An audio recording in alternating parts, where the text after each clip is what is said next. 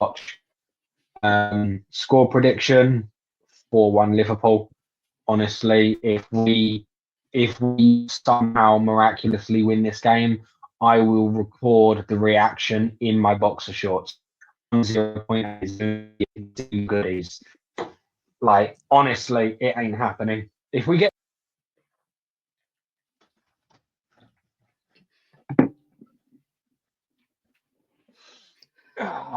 Hello, everyone. I'm here today because I have made a severe and continuous lapse in my judgment, and I don't expect to be forgiven. I'm simply here to apologise to Marco and the boys. I should never have doubted them, and for that, I am eternally sorry. Now, please play the fucking intro.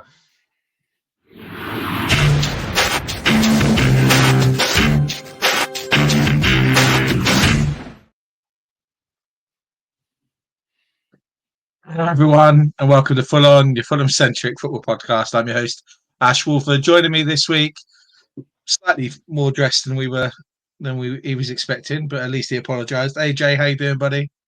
Doing okay, all things considered. Yeah, we'll talk more about your little bet and why you're currently in a dressing gown in a minute. Obviously, let me introduce everybody else. Drew, how you doing, mate? It's nice to see you. It's lovely to see you, mate. It's lovely to see you all, especially the clothed version of AJ. Thank you very much. And Mozza, how you doing, buddy? Trying to take the heat off AJ, but guess what? Bloody ecstatic. Hey. Yes, it's good, Joy. It's about time you said that and sounded like you meant it, which is great. You know, obviously we're here to talk about Fulham's fantastic win yesterday against Liverpool. A game in which all of us were hopeful that we might be able to get something from, but didn't really see it. I say all of us. AJ, you were a little less sure that we were going to get. In fact, you were so sure we weren't going to get anything from this game. You're having to record this one in your boxers. Now we're letting you put a dressing gown on, but that's for our sanity, not for It's mostly for monetization purposes, because otherwise this video is just not going to get approved by YouTube whatsoever. Yeah, what can I say? The boys proved me wrong, and with a performance I couldn't be prouder of, to be frank. And it's something that I think is arguably our best performance of the season, but we'll get into that. Yeah, we should do, and it'll be nice to have a positive show to talk about after the last couple of weeks. You know, we were desperate for a reaction from the dismal game that we had against Palace in the FA Cup against Arsenal. We didn't quite see it. Yesterday more than makes up for it, I think. You know, as we sit here and we talk about it, this was the reaction that we wanted. In fact, this was probably the performance that we wanted against Palace that wasn't quite there. You know, I know there's an awful lot of media talk about how Liverpool were really sort of wasteful and made a lot of mistakes, but you know, we didn't really get the credit we deserve for making them make those mistakes, because that's what we did. We'll talk about that as we go in now, because obviously there's a lot of players that deserve an awful lot of credit as we talk about it. But let's start where we always start. Drew, starting lineup on Sunday. A few changes. You know, we literally changed the whole front three. It looked a lot like we had a lot more energy than we've had in the last couple of weeks. It was really nice to see.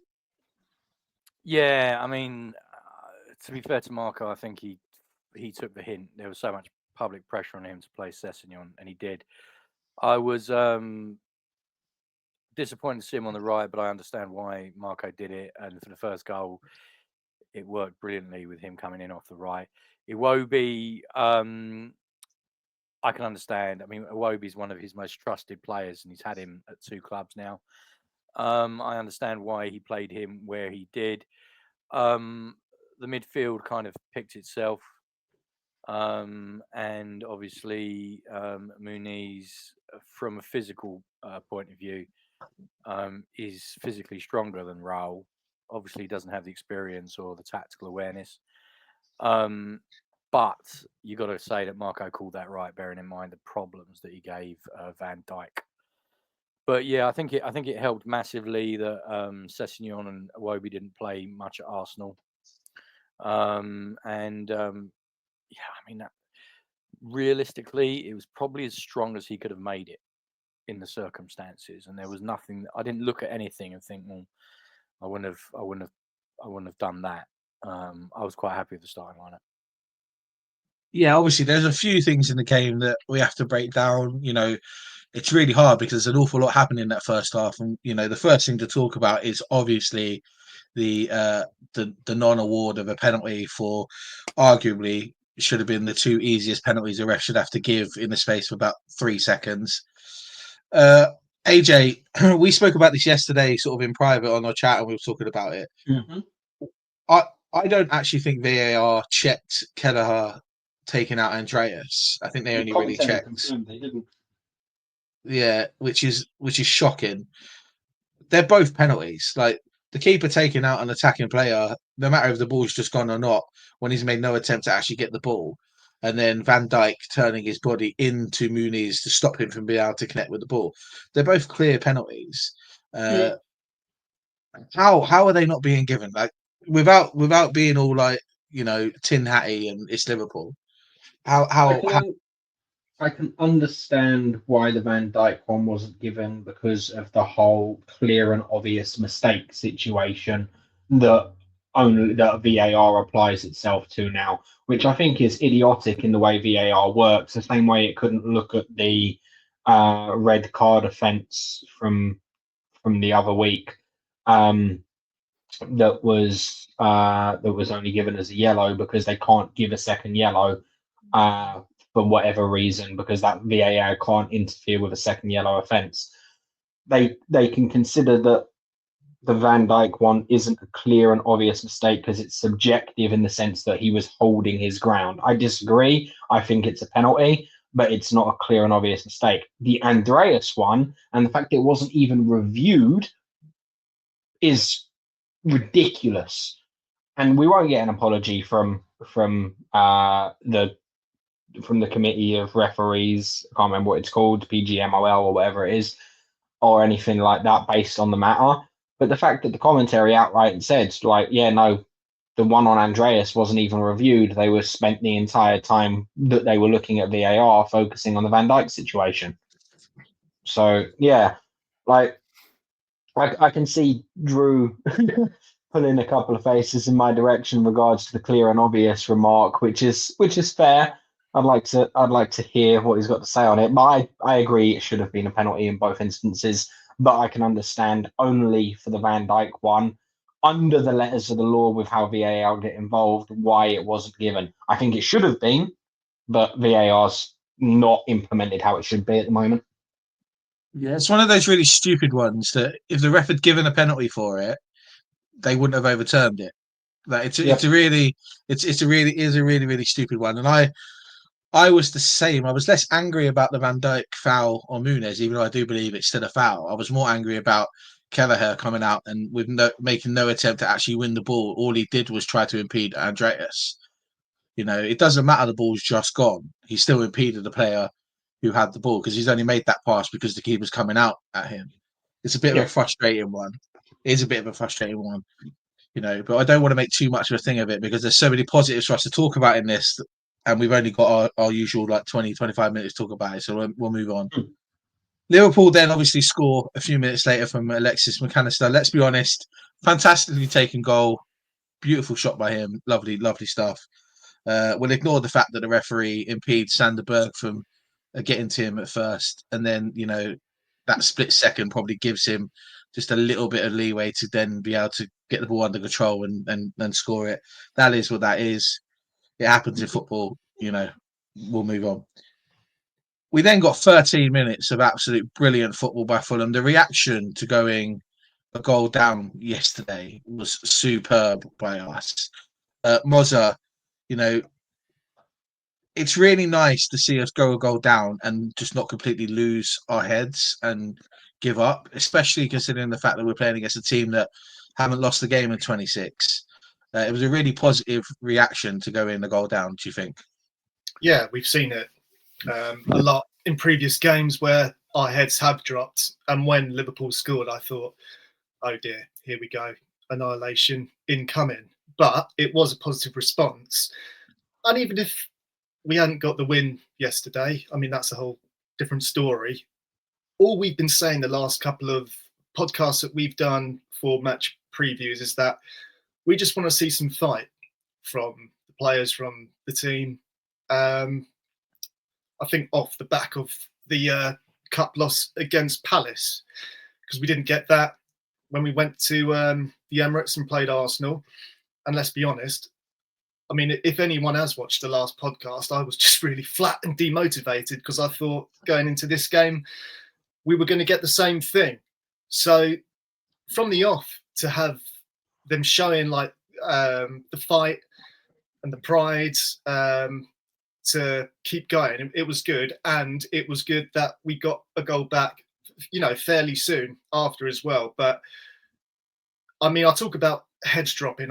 We'll come to the second half later, of course. But I did feel there were moments, maybe it might have been tiredness, where that did happen a bit later on. And that was extremely worrying. The whole game for me was not without its hairy moments. But of course, our boy, one of our own, Ryan Sessegnon, getting that back. And I love that all the goals scored were in front of the Liverpool fans at the Putney end as well. What a sight for them. Yeah, we have to let's break down the Fulham 3 goals. Really, it's the first one under Sess. It's great. It's great play by us in the sense of we put Liverpool under pressure and we made them make a mistake.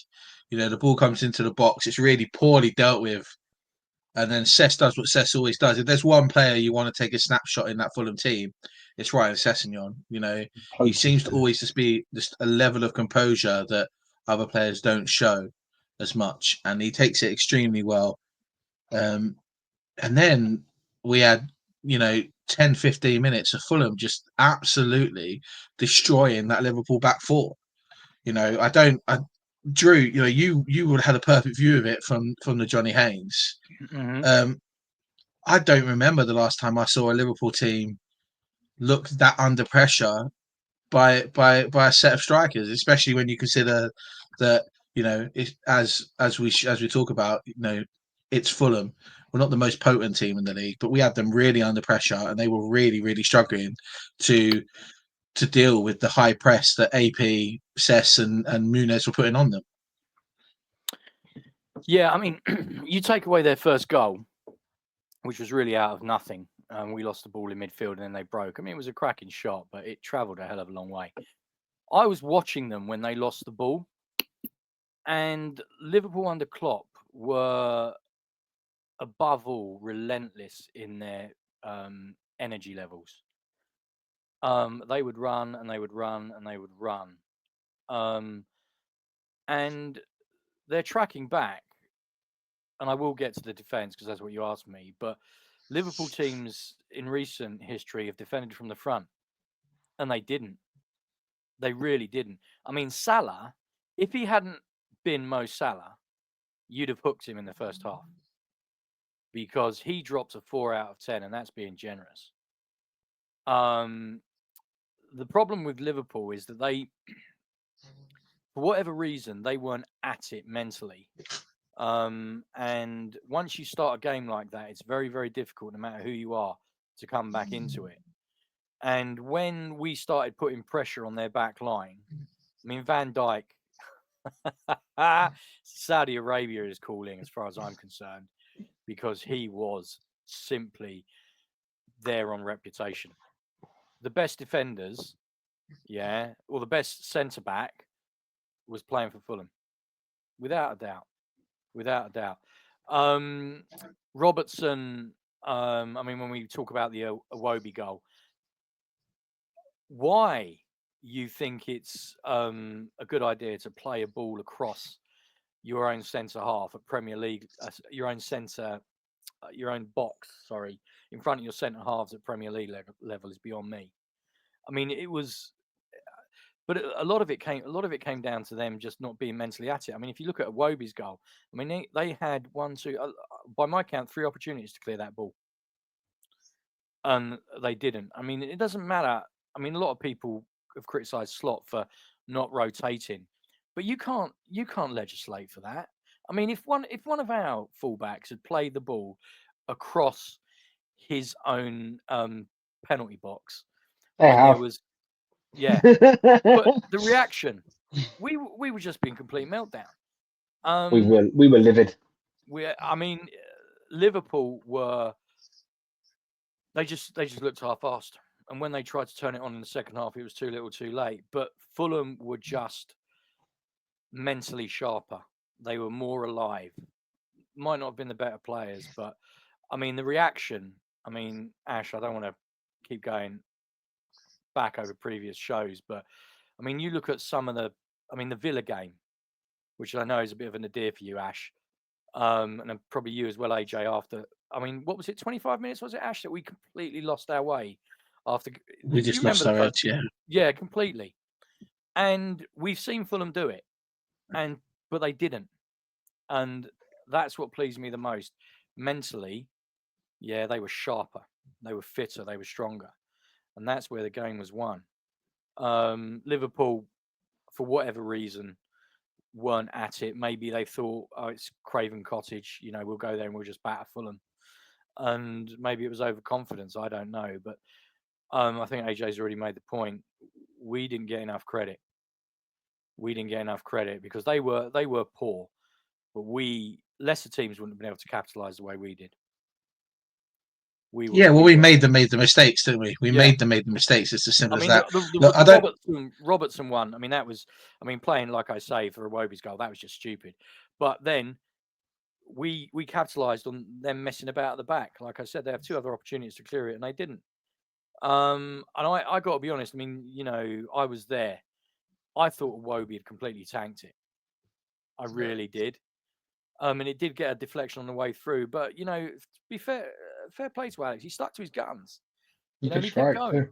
And it was AJ. It was a lot of power and it was accurate. And Liverpool. I mean, their defense was shocking, but what really stood out was the fact that they didn't defend from the front like they always do. They literally were jogging back.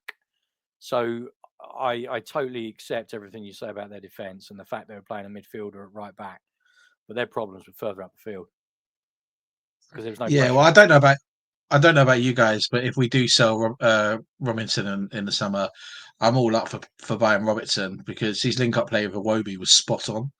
Like it was outstanding. But let's talk. We'll talk about that Iwobi goal. Obviously, he takes it really, really well. I, like you, thought he'd messed it up a bit. Obviously, a bit of a poor shot. It then gets the deflection, comes back out to him, and then he does get that lucky deflection.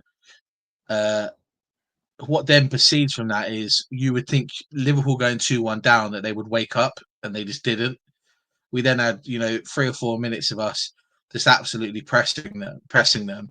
We get a corner from a really well taken Iwobi shot. Thought it was it was a good shot. Kelleher saves it, tips it out, and then one of the weirdest assists I think Alex Iwobi is ever going to get, where he basically he's attempted a shot. Has to be attempted a shot, and he's mooned it and it's just gone up and down. Like it was terrible. But we have to talk about this touch and this turn and this strength from Muniz, because yes, Van Dijk looked poor on Sunday, but not many players can outstrength him. And we'll talk about the fact that Muniz had him on toast all game long in a minute when we sort of start praising the players properly. But what strength, what a touch. And then to have the composure to then take an extra touch and then finish. Mozza, it's superb. This is everything we want from a striker, right? Like, it was absolutely superb play. You take the boy out Brazil, not the Brazilian out the boy. Yeah. Well, world class. I don't say that lightly because that is what you would expect to see in the Brazil national first team. That sort of composure. And also, again, we've already said it, he showed up Liverpool's defence because even though, whatever you want to call Iwobi's assist, if we're being very kind and biased, Liverpool weren't expecting that or any sort of weird... they weren't expecting the unexpected, is what I'm trying to say. But for Muniz to control it, turn, have 3 players chasing him, and as you said, Ash, take a touch and then slot it past the keeper. I mean, I was overjoyed because he needed that goal as well for his own confidence. And just to go back to the starting lineup, I was glad that he was starting over Jimenez, and he's proved his salt there for me. And what a lovely backflip. I don't think we've really mentioned. No, it wasn't a backflip, was it? It was a cartwheel. So Yeah. showboating. I don't think we've really talked about Andreas Pereira much yet, who What now? was very. He had a frustrating game, but I actually thought he did all right, for being Pereira. But he did the perfect bit of shithousery, which I think you all may have seen as he runs up to Muniz, and it looks like he's going, "What now? What now?" to the Liverpool fans, and I live for that shit. Yeah, look, it's absolutely superb. Not much else happens in the first half, really.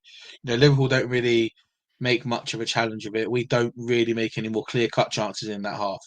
Second half, there's only really two things we have to talk about that happen in the second half before we get down and we break down some players quickly. There's the Van Dijk elbow, which is shocking. I don't know how the man gets away with them as often as he gets away with them, but he's clearly realised he's not got the marker of Sander Berge at a corner and just swung his elbow out and clearly made contact with him. Nothing done, nothing checked, nothing. And it's just typical that then Liverpool would then score from the breakaway afterwards. Like it's just how that works. It's probably the one bit of bad defending we did all day, and a bit of I wasn't so impressed with Leno with the second goal, but he's more than made up for it with other saves he's made in the game. So those are the two sort of bits that have happened in the second half. We come away with a 3-2 win. We're not going to sit here and comment on Marco subs or anything this week because they weren't great. ESR came on and it almost gave Liverpool a second wind when they did it. But we'll talk. Let's give some players some praise. Let's end this before we give our man the match. Just give some players some praise. Drew, for you on that pitch on Sunday, give an in-depth look at someone you thought just was outstanding. What one player to you really stood out from the rest on the pitch? Oh, that's really difficult. Only one. Well, we're going to talk about many, so all of us are going to have. Okay. Okay. Well, look, I mean, I know Bassey's going to be mentioned, and rightly so. Cess because he's one of our own, but Sander Berge. When Lukic dropped an average 7 out of 10 for him, yeah, and 7 out of 10 for Lukic is a bad game, bearing in mind how imperious he's been all season, because I absolutely love the bloke. Berge was a different class. He simply was a different class. The fact that we got him for 20 million, the fact that we got him from Scott Parker makes it all the sweeter. He was just incredible. His strength. I mean, at times he was holding off multiple Liverpool players. I mean, he has to be, for me, on current form. He probably the toss up between him and Bassey for the first names on the team sheet. If I'm going to be brutally honest. I mean, you talk about when you build a team. Everyone talks about the spine. When we were little, we were talked about you need a striker that can score goals. You need a midfielder that can get up and down and pass. Centre back that can head the ball. You need a goalkeeper that can catch. Basically, build the spine of your team. I mean, with Berge in there, I mean, he is probably the biggest compliment I can give him is we don't talk about Polina. That's probably the biggest compliment. 100%. But because I for our regular subscribers will know that I sit on the halfway line in the Johnny Haynes, so I get to see him close up in midfield, and he was sensational. But he's my one, and I'll let you boys talk about the others. AJ, I know you weren't too happy with that because I imagine you probably had Sander Berge in your mind too. But sorry, AJ, if you had, Mozza, I'm going to ask you the same question, mate. If you had to pick one player that obviously isn't Sander Berge to throw some praise at, who are you going to give some praise in that game? Timmy C. Timmy Chestnuts. I might seem an odd one, but we've talked about him a lot and how he's pretty much played. What's the stat? Every minute of every game since he's been with us this season. Well, literally since we played Liverpool at Anfield. So since Teto went out. Anyway, like he's played a lot, and I just thought he had an excellent work rate on Sunday, up and down that wing with a lot of support. And I'm getting a vibe, I'm getting a feeling looking at your faces that you're all going, "Oh, what on earth is Mozza on about?" And you might be right, but he just no. Like, I saw games. I saw AJ throw his hands down when Drew mentioned Berge. I think we all would have gone for Berge as our second choice, really. But yeah, I almost thought about Leno. Ash mentioned Leno. He made up with some world-class saves at the end. But yeah, I've got to give it to Timmy C. Let's be honest. If Reed had scored at the end, that would have all been about Tim. Mm. That would have all been about Tim. So your choice is, I mean, I was desperate for that goal to go in because the work that Tim put in down the right wing, and he's enshrined himself into Fulham law because he cycled home up Putney Hill. Yeah, I saw that. Sorry, Mozza. Yeah, he works that hard and he can still cycle home up Putney Hill. Yeah, so yeah, that's my one. Yeah, that's fair enough, mate. And AJ, how about you, mate? Give us that one player from the game that you think deserves a bit of praise. Oddly enough, I'm going to have to give him his flowers, and it's going to be Andreas Pereira. He made some silly mistakes trying to show off a little bit too much, as he does in these big fixtures, but he did the essentials very, very well. There's a couple of moments in the game where I think the ball is about to drop to McAllister on the edge of the box, and he sprinted back and intercepted the ball. Like, he literally just appears in frame on the television out of nowhere and snatches the ball off of McAllister, and it just showed his work rate on the day. I just have to give him his credit for how hard he worked in that game. And once he was off the pitch, it was clear as day how much we missed him in that midfield and how much he was actually supporting who will essentially be my man of the match in Sander Berge. But Andreas just put an absolute shift in, and I can't fault him for it. The silly mistakes are just part of his game, unfortunately. He's actually creative, and I can't fault a player for losing the ball trying to be creative. I'd much rather have that than the alternative of someone who passes sideways and jogs back, if you get what I mean. So yeah, Andreas is probably someone I have to shed some praise on. I'm going to thank all three of you for letting me talk about who I want to talk about. I'm going to talk about Franz Beckenbauer. I'm going to talk about Franz Beckenbauer in our centre back. Obviously, Franz Beckenbassi. Yeah, Franz Beckenbassi, because he was outstanding yesterday. Not just defensively, attackingly, he was superb. He broke when he needed to. We often rely a little bit too much on Anderson's sort of quarterback style passing, and we don't let Bassi make these runs as much as we probably should. But they've been creeping in over the last couple of weeks, and he made 3 or 4 on Sunday that were absolutely outstanding. To just break the pressure on the defense. If I had told anybody that there were 3 points during that game on Sunday, the most attacking player running with the ball on our team was our centre back, you'd probably think you'd be annoyed about it, but 100% wasn't. He broke through the lines a few times, and it was just causing mayhem for that Liverpool defence. He was solid defensively. He was brilliant attacking wise. There was that one moment in the second half where he sort of defends, blocks the ball, gets up, breaks with the ball, kicks the ball out of play, and then he's just absolutely lauded by everyone in the Riverside stand as he sort of struggles to slow down. He deserves every bit of praise. And everyone knows already how much I love Calvin Bassey. There's no lie. There's no sort of hiding how much I think he's a great centre-back. And I think it's kind of ironic that, if you watch Match of the Day 2 last night, they spent a lot of time talking about Van Dijk and how great he is of a player and how he just had an off day.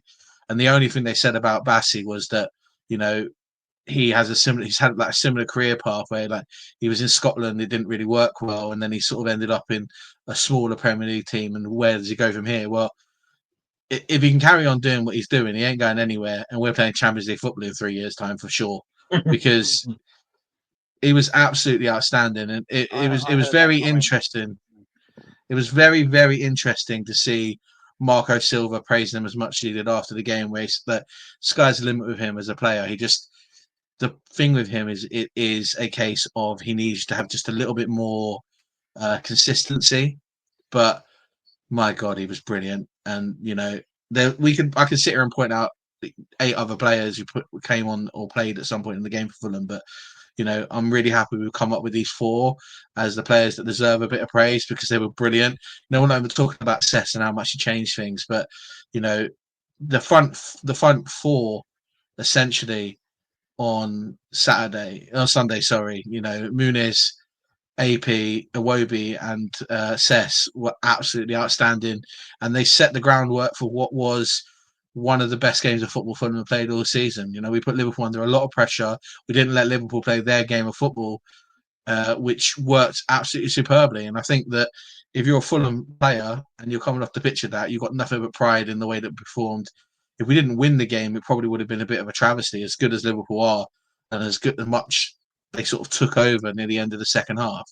We were just, to a man, absolutely superb. And we deserve all the plaudits that we haven't been given, because no one talks about how good the team are that beat these teams. They always talk about how bad they play, which is frustrating, but it is what it is, and that's why we're here to talk about it and blow smoke where smoke deserves to be.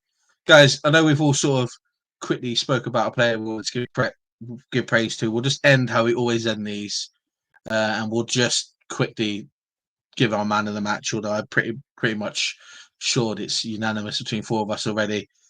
Drew, who's your man of the match, mate? Berge. Yeah. Mozza, and yourself? My neck, my back. Bassie's player of the match. Lovely stuff. AJ, how about you? Berge. I'm the number one. I love Bassi, but Berge was just the level above on Sunday. Superb performance by him. He should be very proud of it. The fact he didn't get the fans vote for player of the match isn't really that shocking, because Bassi was great, but Sander Berge's performance was superb. And for £20 million, he is one hell of a player that we've got there. And as Drew says, the fact that we've managed to get him off of Scott Parker is even better. Lads, thank you very much for joining me for this very, very lovely episode. It's nice to have a positive thing to talk about. We will obviously see everybody on Friday when we are back to preview our game on Monday night against Bournemouth. AJ, I'm going to let you go and put some clothes on. Thank you very much. I hope you guys all have a good week, and we'll see you all later on in the week. Other than that, there's nothing more to say other than come on, you Whites, and see you soon.